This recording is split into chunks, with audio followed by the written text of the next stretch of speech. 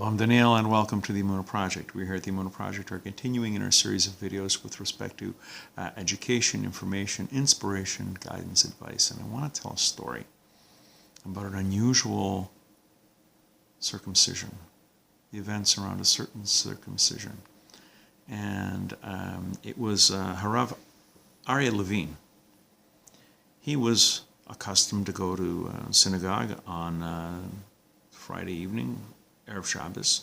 He'd get there early so that he could recite Song of Songs in a relaxed atmosphere and with abundant gladness, with great joy. One day he sat next to his Rebbe, Rav Chaim Berlin. He was the Rav of Jerusalem, the Rav of Yerushalayim. Together they recited Shir Hashirim, the Song of Songs. They came very early to the verse, "Behold, you are beautiful, my beloved. Behold, you are beautiful. Your eyes are doves." It's the first chapter, the 15th verse of the Song of Songs. This is a verse that extols the Jewish people for their deeds and resolve, liken its leadership, the eyes of the nation, to doves. The thing about doves is that they never fly further than eyesight of the nest.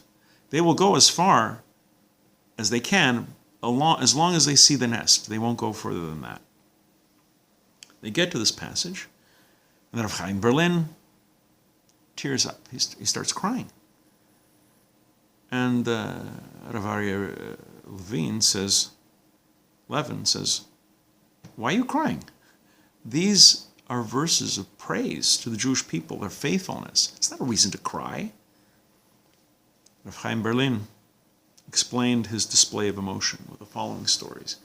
Rav Chaim said he was once a Rav in Moscow, in the former Soviet Union. When he was a Rav, a very distinguished, very wealthy gentleman, once came and asked to speak in private to Rav Berlin. He related that his wife gave birth to a boy and that he wanted to arrange for a Bris, a circumcision. And could Rav Berlin do him the honor of being the moil, the ritual circumcisers. But it had to be done in secret. It was not uncommon for people to ask Rav Berlin to be a moil, but this whole secrecy was, he wasn't expecting that. The man explained that his business was in the wholesale vending of crucifixes. He sold crosses. That was his business. And it would not serve his business well to acknowledge publicly that he was Jewish. A public celebration was out of the question. Rav Chaim says, "I agreed to perform the bris in secrecy.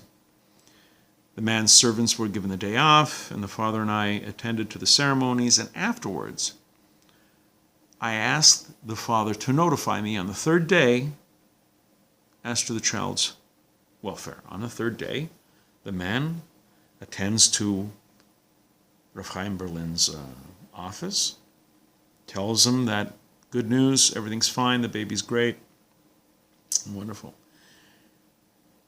And the man gives me, this is Rav Chaim Berlin talking, he gives me an envelope with which to pay for me, for my services as a moil.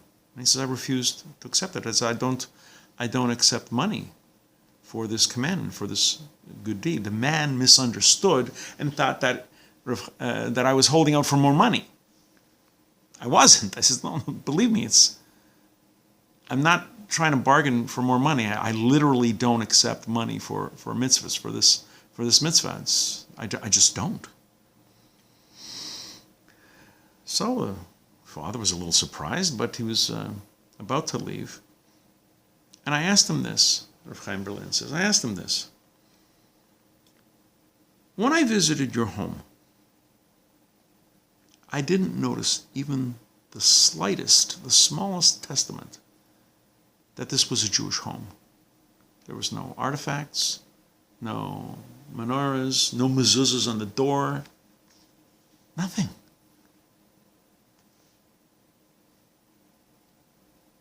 You've gone to great lengths to hide your Jewishness. Why would you risk everything for the circumcision of your son? Why chance exposure after so many years of careful hiding of your faith? The man responded. He says, that I bet. I know that I have distanced my faith, myself from the faith of my ancestors. I don't know if I will ever come back to my roots. And I know one thing for sure, my child is not going to know anything about his Jewish heritage. That he goes, at least I was raised by Jews. He's not going to be raised in that environment. He will have nothing of the sort. One day, though, maybe in the future, when he grows up and he meets other Jews who may inspire him to do tshuva, to return to his faith, I don't want to be a stumbling block to preclude his return. He was born a Jew, and the Bris marks him as a Jew, and he will go through his life like this.